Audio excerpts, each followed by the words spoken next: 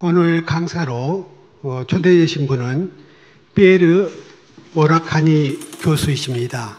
파리 프란스칸 학교의 교장님으로 계시고 교장님으로 계십니다. 간단한 양력을 소개해 드리겠습니다. 피에르 모르키니 교수님께서는 제소 프란스코회 회원이시고 현대사 박사, 스트라스부르크 대학, 프랑스에 있는 대학인데요. 거기에서 프랑스칸 가족의 개념에 대한 연구라는 제목의 논문으로 박사학위를 받으셨고, 프랑스 카푸친 형제들이 운영하는 파리 프란스코 학교 교장으로 계십니다. 2008년 재창간된 이후 학술지 에튜드 프란스칸느의 편집장을 맡고 계십니다. 저널 아르키붐 프란치스 카눔 히스토리쿰의 편집위원으로 계십니다.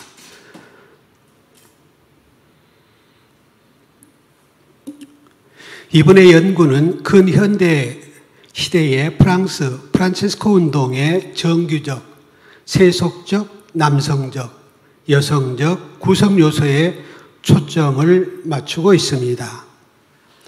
약 90개에 달하는 연구 논문을 집필하셨습니다. 그리고 오늘 통역을 맡아주실 서명원 베르나르도 서명원 베르나르도 신부님을 간단히 소개해 드리겠습니다. 서강대학교 종교학과 교수를 역임하셨고 종교관 대화를 하셨고 지금은 농사짓는 공동체 여주에 있는 도전 돌밭 공동체 이사장님으로 계십니다. 반갑습니다. 환영합니다.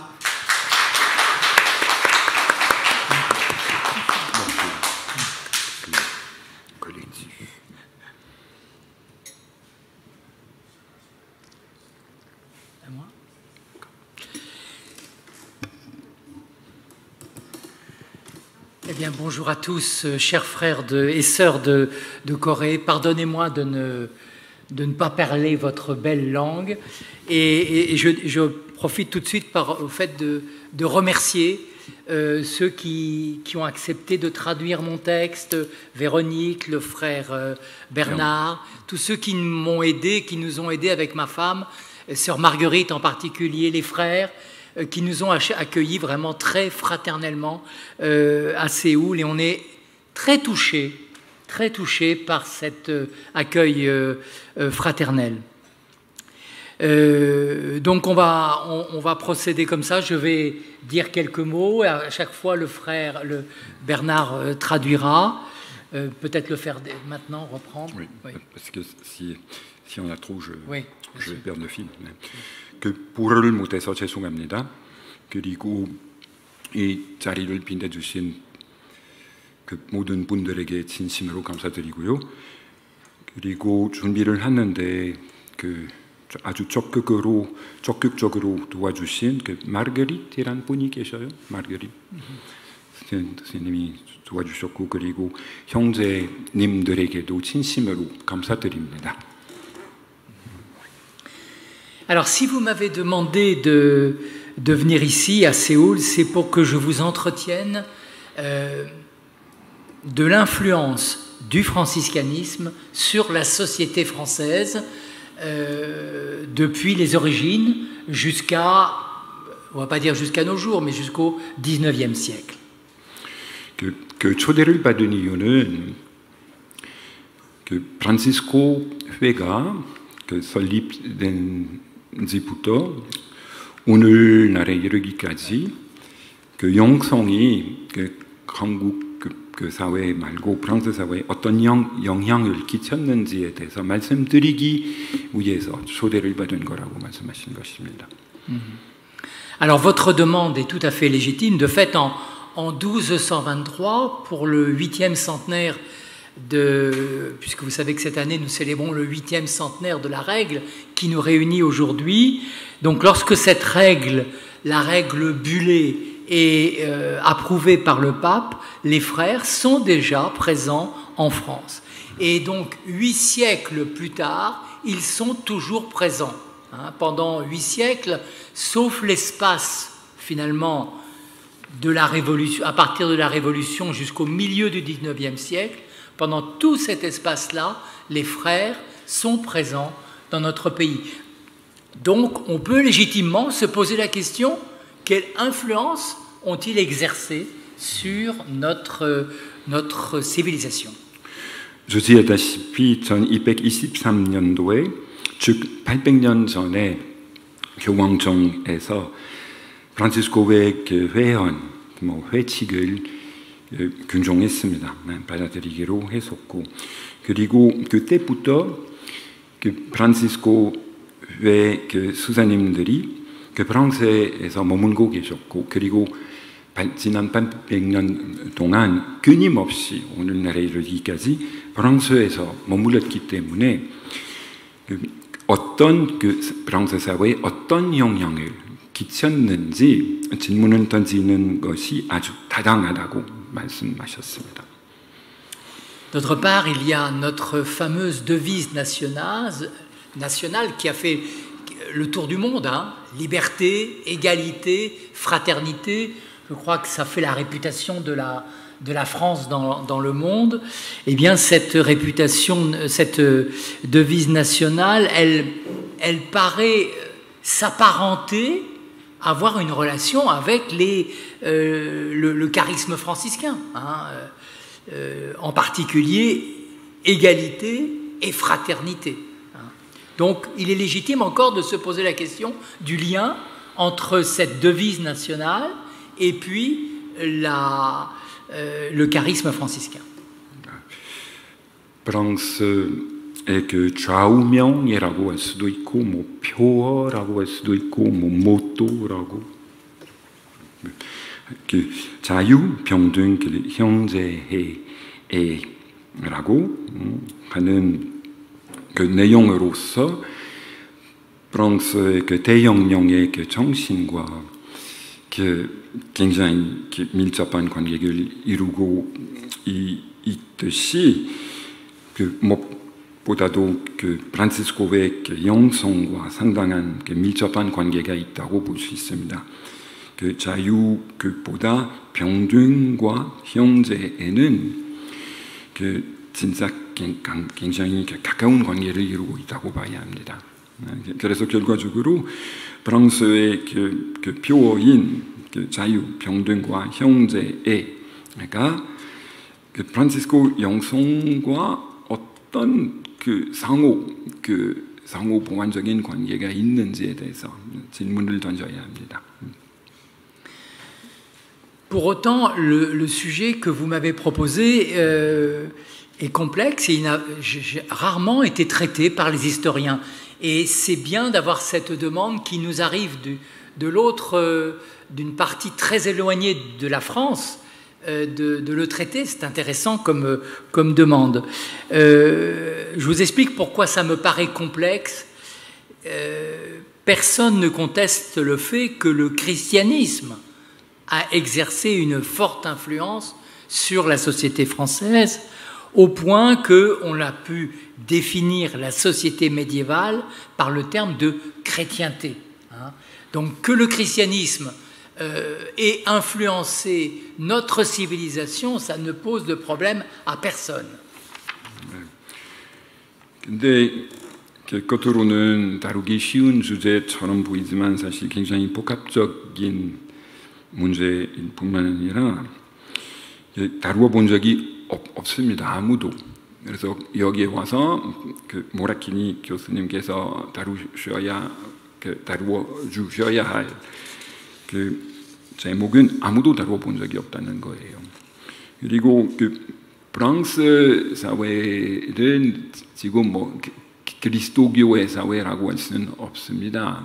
그리스도교는 뭐 지나간 그리스도교를 벗어난 사회라고 볼 수 있지만 중세기에 유럽 사회는 그리스도교와 동일시할 정도로 그리스도교로부터 그 지대한 영향을 받은 사회였습니다. 그리스도교가 그 사회를 모든 차원에서 심도 있게 침투하고 있었기 때문에 그리스도교와 그 당시의 중세기 사회를 동일시할 수 있었다는 것입니다. Alors, d'autre part, personne ne conteste que les racines de notre société, de notre civilisation, restent encore aujourd'hui chrétiennes, même si les chrétiens sont désormais très minoritaires dans notre pays et dans tout l'Occident d'ailleurs. Mais si l'influence chrétienne est indéniable, on ne peut pas la nier, comment isoler ce qui pourrait être spécifiquement franciscain? 네. 그 프랑스 사회의 그 뿌리는 여전히 그리스도교임에 틀림없습니다. 아무도 그 사실을 부정하려고 하지는 않을 것입니다. 그리스도교를 그 벗어난 그 포스트 크리스천 그 사회라고 할 수 있지만 우리는 여전히 그리스도교임에 틀림없다는 사실을 강조하고 계시고요. 그리고 현대 그 프랑스 사회에서 그리스도인들이 소수가 아니라 극소수라고 말씀하셨습니다. 그런데 그 800년 동안에 그리스도교가 영향을 끼쳤음에 틀림없지만 그 영향 안에 그 프란시스코의 영성으로부터 온 영향이 무엇인지 정확하게 정의하는 것이 이만저만 힘든 문제가 아니라고 말씀하셨습니다. 폭넓게 생각한다면 그리스도교적인 영향이 뻔해요. 근데 그 안에서 프란시스코 영성의 역할이 무엇이었는지 정확하게 알아내기가 쉽지는 않습니다. Prenons un cas, le cas du roi Saint-Louis, qui est peut-être le roi le plus célèbre de l'histoire de France. C'est le roi Saint-Louis que je vais évoquer tout à l'heure, très, très vite. C'est effectivement un roi qui est très proche des franciscains, ceux que le peuple appelle à cette époque-là les cordeliers. Les cordeliers parce qu'ils avaient une corde qui entourait à la place de la ceinture. La ceinture était remplacée par une corde. Donc on les appelait les cordeliers. Le peuple finalement aimait bien donner des noms un peu familiers aux ordres religieux. Eh bien, le roi Saint-Louis est très proche des franciscains, des cordeliers. Il a des conseillers franciscains, il subit leur influence, mais il est aussi proche des cisterciens, il est aussi proche des dominicains. Donc dans le comportement du roi de France, qui a certainement influencé ses sujets, les sujets ont été certainement influencés par le roi Saint-Louis, on va le voir tout à l'heure. Là encore, c'est difficile de discerner ce qui est franciscain, ce qui est dominicain ou ce qui peut être cistercien, puisqu'il a eu des conseillers appartenant à tous ces trois ordres religieux.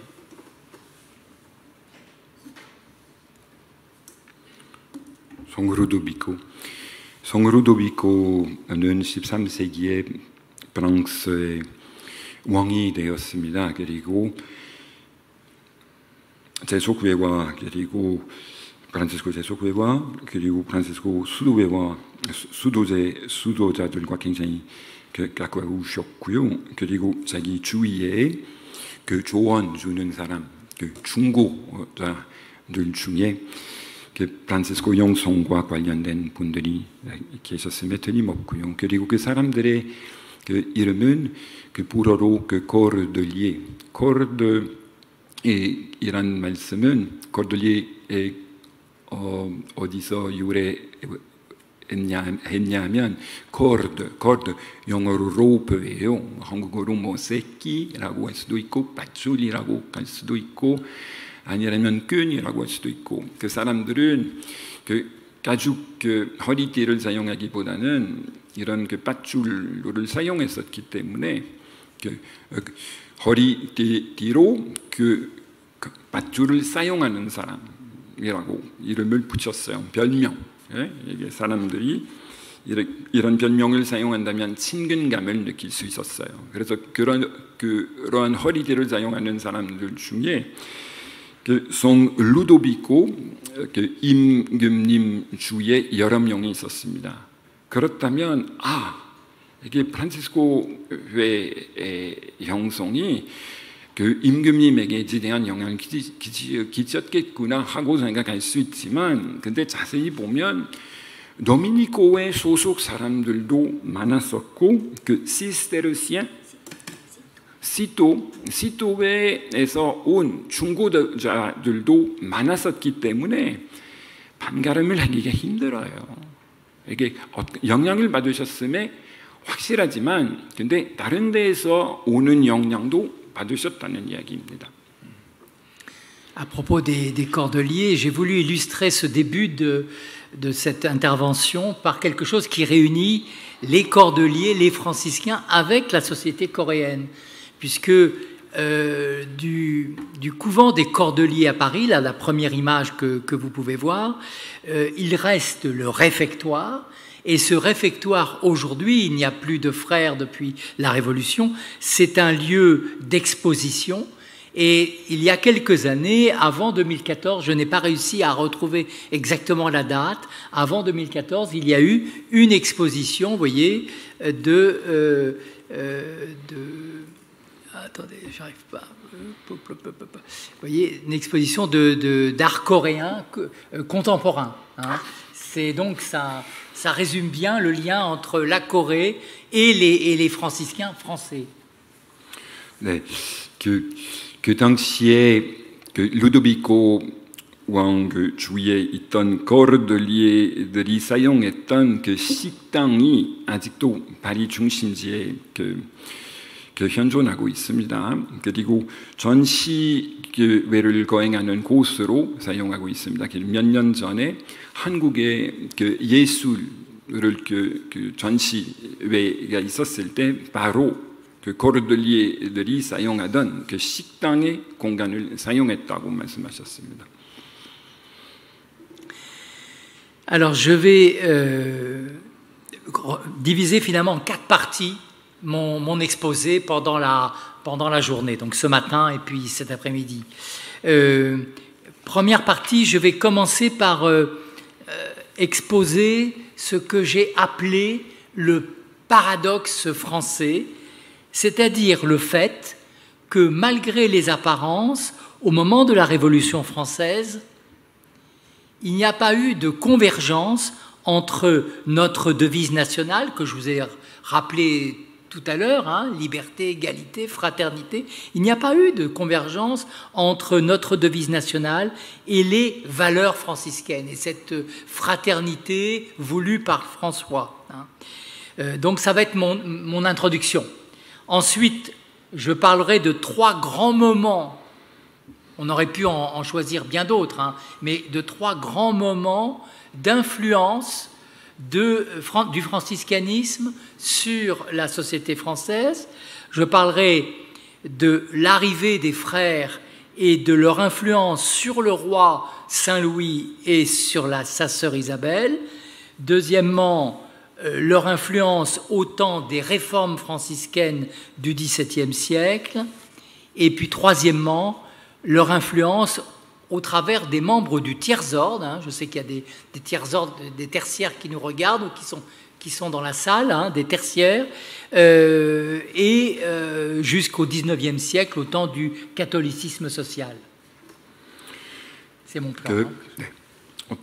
오늘 발표회, 모라기니 교수님의 발표회 구조를 이해하시려면 넷으로 내용을 나누셨다고 말씀하십니다. 첫 번째는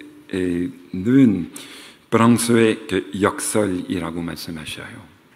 프랑스의 혁명의 운명 그리고 나라의 표어는 아까 말씀드린 자유평등과 형제라고 하는데, 이거는 겉으로는 성 프란시스코의 영성과 상당히 가깝지만은 막상 보니까 그 영성은 프랑스의 대혁명에 영향을 끼치지는 않았습니다.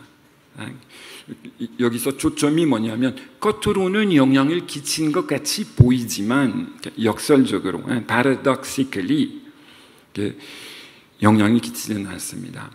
혁명의 가치관과 value와 그 프란시스코 영성의 그 가치관이 일치되지 않았다고 말씀하셨어요. 그래서 겉으로는 유사하지만 자세히 보면 유사한 것은 아니에요.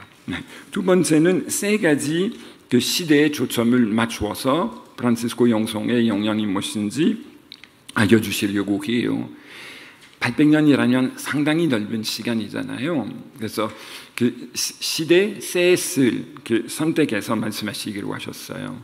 그 첫 번째는 프란시스코 교회 수사님들이 프랑스에 도착했을 때 루도비코 왕에 어떤 영향을 끼치셨는지, 두 번째는 17세기에 그 프란시스코 교회 안에서 여러 가지 그 개혁이 일어났을 때 프랑스 사회에 어떤 영향을 끼쳤는지, 프랑스 사회와 함께 어떻게 했는지에 대한 말씀해 주실 거고요. 이 다음에 제속회원들이 똑같은 그 세기 17세기에 그 소위 그 사회적 그 천주교와 어떻게 사회와 함께 맞물렸는지에 대해서 말씀해 주시기로 하셨습니다. Donc j'apporte, oui. Je développe pour expliquer. Oui. C'est pour ça que c'est un peu plus long à partir de ce que j'ai lu. J'ai toute confiance. Je ne rajoute rien. D'accord. J'ai toute confiance dans le Père jésuite. Alors je pars de ce premier point, de ce que j'ai appelé le paradoxe français. Alors c'est au cœur de la Révolution française, que commence en 1780, donc la Révolution qui commence en 1789, que commence à se diffuser cette célèbre devise nationale de la France, liberté, égalité, fraternité. Je vous l'ai mis là sur l'image, dans beaucoup de bâtiments en France, même parfois sur des églises, on a imprimé cette devise. Au moment de la Révolution, vous voyez, elle prend parfois un tour radical. Liberté, égalité, fraternité ou la mort. C'est-à-dire, si vous ne voulez pas de liberté, égalité, fraternité, eh bien, on vous tue. Voilà, on vous coupe la tête, oui, bien sûr. Ouais. C'est la radicalité surprenante de cette révolution. Alors, en réalité, cette devise, elle ne sera officiellement adoptée que dans la Constitution du 4 novembre 1848, où l'on peut lire, je cite, « La République française a pour principe la liberté, l'égalité et la fraternité ».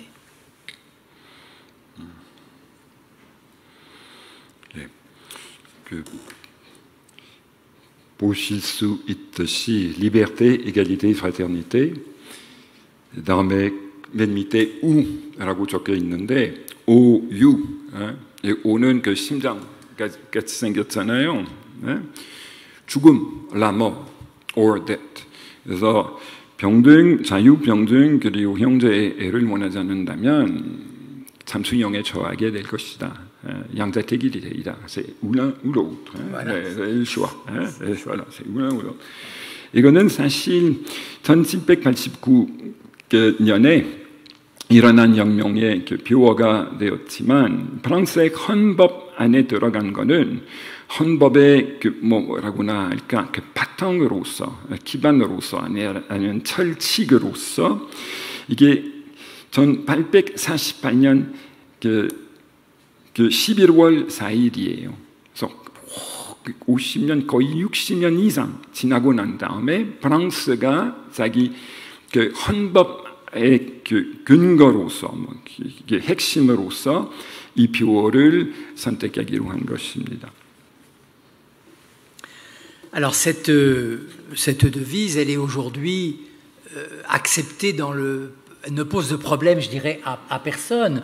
J'ai l'exemple là du pape Jean-Paul II qui, en train de quitter la France après avoir célébré à Reims le 15e centenaire du baptême de Clovis, vers 496, qu'on a un peu parfois appelé le baptême de la France, même si ça ne veut pas dire forcément grand-chose. Eh bien, à ce moment-là, au moment de prendre l'avion, il rend hommage à notre pays et à sa devise. Vous avez la phrase ici en anglais, mais je vous la lis moi en français. « Monsieur le Premier ministre, à travers votre personne, je salue tous les Français et je leur offre mes vœux fervents de prospérité dans une entente fraternelle, que votre nation demeure accueillante, qu'elle continue à faire partager sa culture, qu'elle contribue à faire progresser sans cesse les idéaux de liberté, d'égalité et de fraternité qu'elle a su présenter au monde. » Donc je veux dire, il y a une espèce de consensus autour de cette devise, où tout le monde reconnaît qu'on la doit à la France.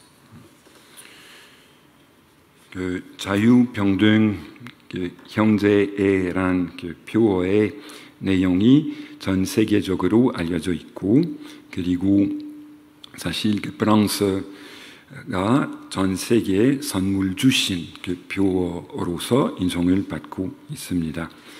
요한 바올로 2세가 그 1996년 9월 20일에 그 프랑스에 오셨습니다. 왜 오셨냐면 그 클로비스 장군이 클로비스 장군의 세례 1500주년을 기념했을 때 요한 바올로 2세가 프랑스를 방문하셨어요. 클로비스의 세례는 프랑스의 역사상 사실인지 아닌지 아무도 모르지만 사실 프랑스 세례와 동일시합니다. 그 장군이 세례를 받기로 하셨기 때문에 그 다음부터 프랑스 전체가 가톨릭화에서 살기 시작했었기 때문에 그렇게 생각하는 거고요. 그런데 요한 바올로 2세가 프랑스에서 출발하셨을 때 로마에 돌아가시기 전에 프랑스 그 총리에게 뭐라고 말씀하셨냐면 프랑스가 여전히 환영하는 사람들을 환영하는 국가 여전히 되어야 하고 여전으로 이어져야 하고, 그 다음에 자기 문화를 나누는 그 나라, 그 다음에 그 자유의 이상을 전 세계에서 발전시키는데 그 뭔가를 이바지하는 나라, 그리고 그 병등의 이상, 그리고 형제의 이상을 늘 그 뭐라고는 죽진 끊임없이 faire progresser, 발전시키는 국가로서 자기 역할을 해야 한다고 말씀하셨습니다. Donc aujourd'hui, comme je disais, il y a consensus autour de cette devise et sur ce terrain, l'Église catholique et la République française peuvent se retrouver et dialoguer pacifiquement. C'est le cas actuellement entre les évêques de France et puis le gouvernement français. Pourtant, ce n'est pas ce qui se passe au moment de la Révolution. La Révolution française, dès le départ, fait preuve d'une grande radicalité et elle va rapidement s'opposer à l'Église et même persécuter les catholiques.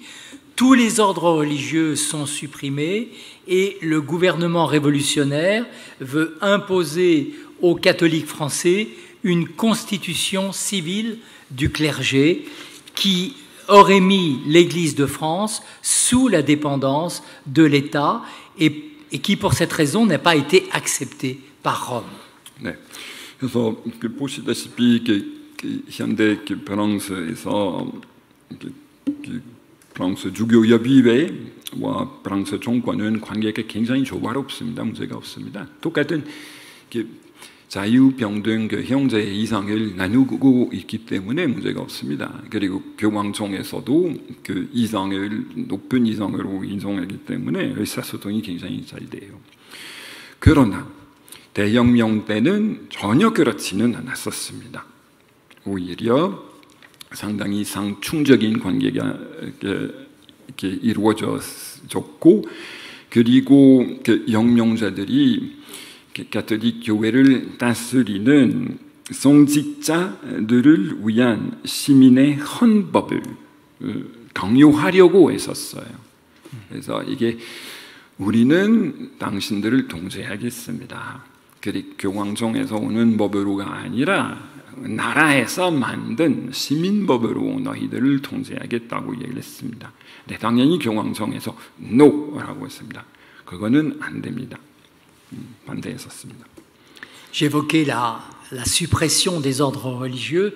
Là, je vous ai mis une gravure de propagande qui illustre cette suppression des ordres religieux et qui montre le fait que on imaginait que par la suppression des ordres religieux, les religieuses, les moniales, seraient très heureuses de sortir de leur monastère et de se marier et d'avoir des enfants. Ça illustre, j'en reparlerai tout à l'heure, l'incompréhension par les révolutionnaires de la vie religieuse.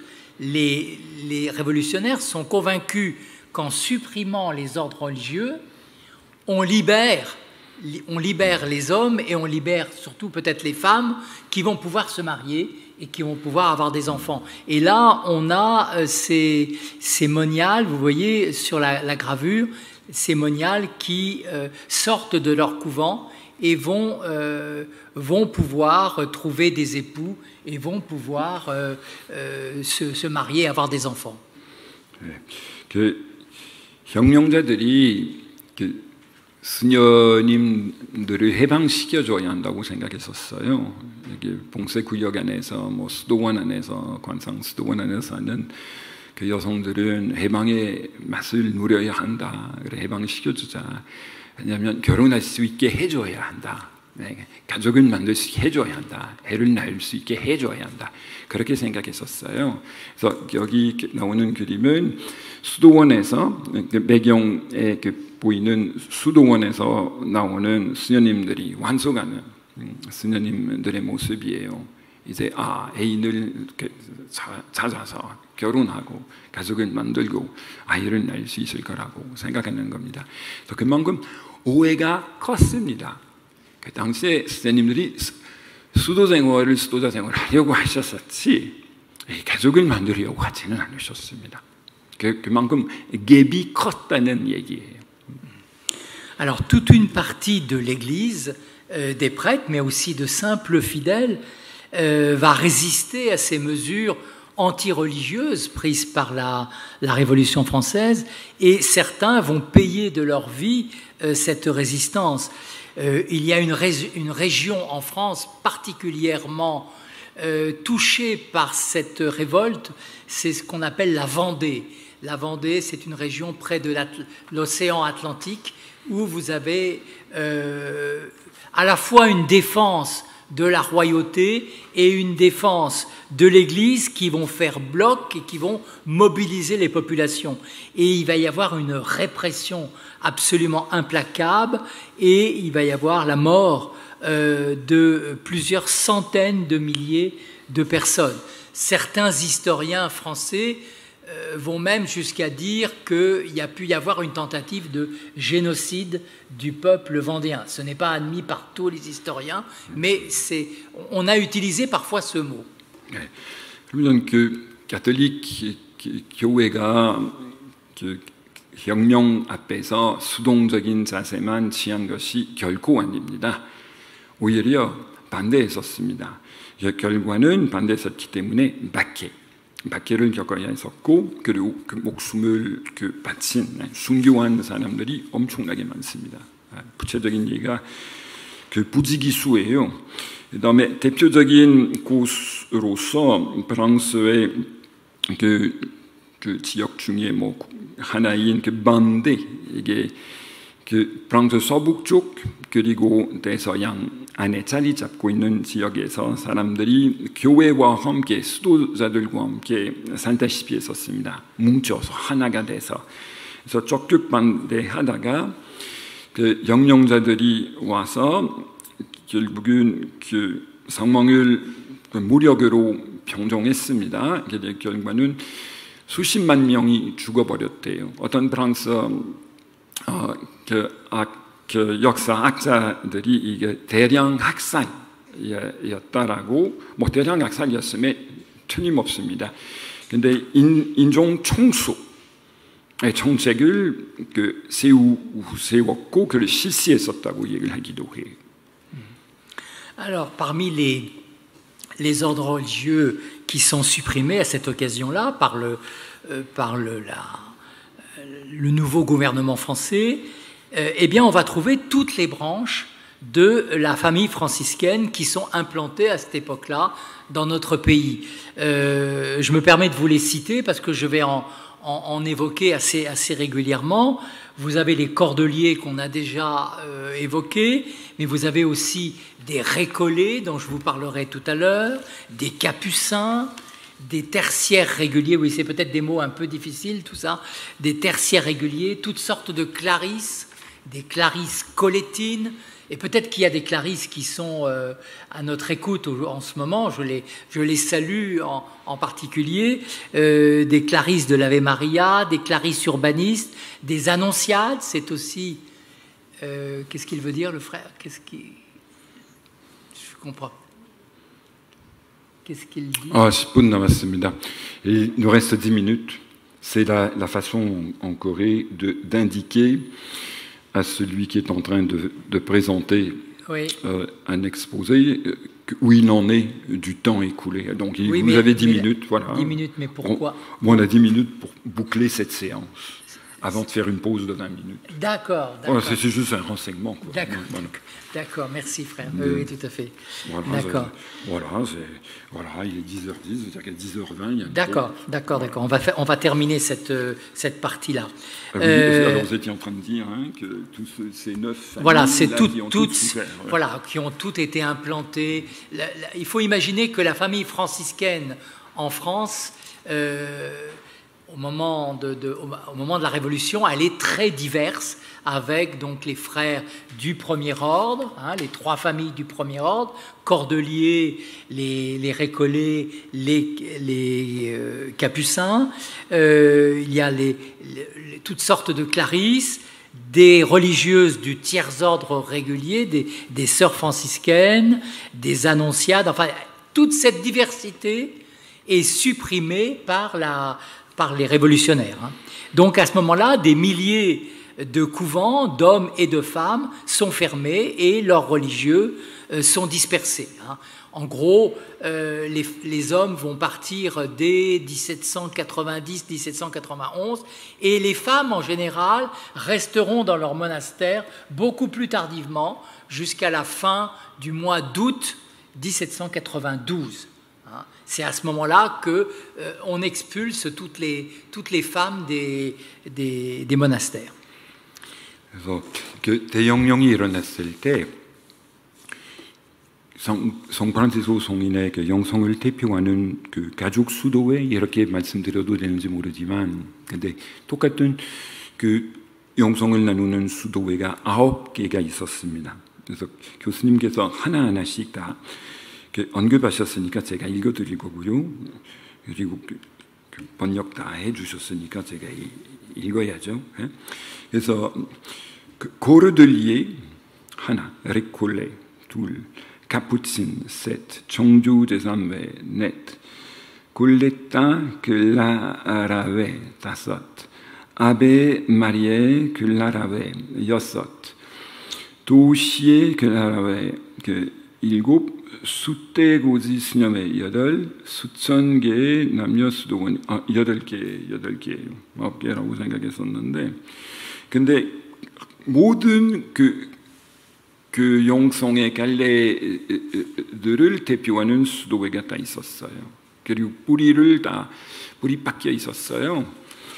근데 다 그 수도에서 절수시켜 버렸고 남자들부터 1790년부터 남자들을 먼저 절수시켰고요.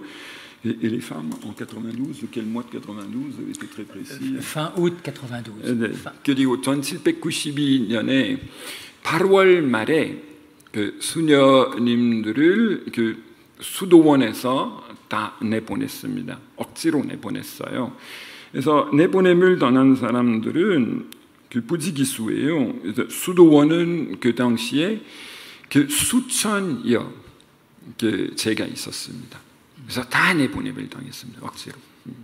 원하거나 말거나 다 내보냈습니다. Il y a donc des milliers de religieux qui sont expulsés de leur couvent, et il y a aussi des campagnes de destruction des couvents et des monastères. Je dirais un exemple pas très symbolique, c'est le grand couvent des Cordeliers de Paris, hein, le couvent où avaient étudié Saint Bonaventure, tous les maîtres de l'école franciscaine, d'un Scott, toutes ces grandes figures qui avaient beaucoup de rayonnement. Eh bien, vous voyez, après la Révolution française, vers 1802, l'état où se trouve le couvent, cette grande église, on est en train de la détruire. Et il va y avoir, pas uniquement ce couvent-là, mais il y a beaucoup de couvents qui sont détruits à cette époque. Et évidemment, pas uniquement des couvents franciscains. Pensez à Cluny. Pensez, voilà. Ça, c'est l'endroit où Bonaventure est étudié. Oui, bien sûr. 유명한 성 보나벤투라 그 성인이 공부하신 그 수도원을 그 파리에서 1802년경에 파괴하는 그 현실을 보여주는 그림이에요. 그래서 그 절수시켰을 뿐만 아니라 남자, 여자 수도자들을 절수시켰을 뿐만 아니라 수도원들을 다 파괴하기 시작했습니다. 그 다음에 그 어쩔 수 없이 환속하게 된 남성과 여성들이 또다시 모여서 다른 데 가서 시작할 수는 없었어요. 그 분산되어 흩어질 수밖에 없었습니다. Alors non seulement on a détruit des bâtiments, mais il y a aussi eu des frères qui ont été martyrisés. Hein, et en particulier, il y a quelques jours, on a célébré, un peu comme vous aujourd'hui, vous célébrez les martyrs de Corée. Eh bien, le 2 septembre, à Paris, on célèbre les martyrs des Carmes. Les Carmes, c'était un ancien couvent de religieux Carmes, dans lequel, pendant la Révolution, on a enfermé beaucoup de religieux et de prêtres, et le 2 septembre 1792, pour des raisons un peu complexes, il y a eu une espèce de mouvement de panique qui a fait qu'il y a eu des décisions qui ont été prises, et beaucoup de religieux ont été tués à ce moment-là. C'est ce qu'on appelle les martyrs des Carmes. Et parmi ces martyrs, il y avait 3 membres de la famille franciscaine, il y avait un frère mineur conventuel, Jean-François Burté, un de ceux qu'on appelait Cordeliers, vous aviez Apollinaire de Fribourg qui était capucin, et puis Séverin Giraud qui était tertiaire régulier. J'insiste peut-être sur le nom de Séverin Giraud, tertiaire régulier. Si Séverin Giraud a été tué, c'est tout simplement parce qu'il n'a pas quitté. C'est un peu en dehors de mon texte. C'est parce qu'il n'a pas quitté la communauté féminine dont il était l'aumônier. Il était l'aumônier des Élisabéthines, des sœurs franciscaines, qui étaient dans un couvent qui est tout près de la place de la République à Paris. Il aurait pu partir comme ses frères. Il n'est pas parti. Il est resté avec les moniales jusqu'au bout, pour les confesser, pour leur célébrer la messe. Et c'est pour ça qu'il a été emprisonné et qu'il a été martyrisé. Et lui, c'était un tertiaire régulier. 그 구체적인 예를 지금 말씀해 주셨습니다. 그 순교 그 아신 그 분들에 대한 예로서 그 카르멜의 그 수도원에서 파리에 자리 잡고 있는 카르멜 수도원에서 1792년 그 9월 2일에 수많은 그 감옥으로 만들었어요. 수도원.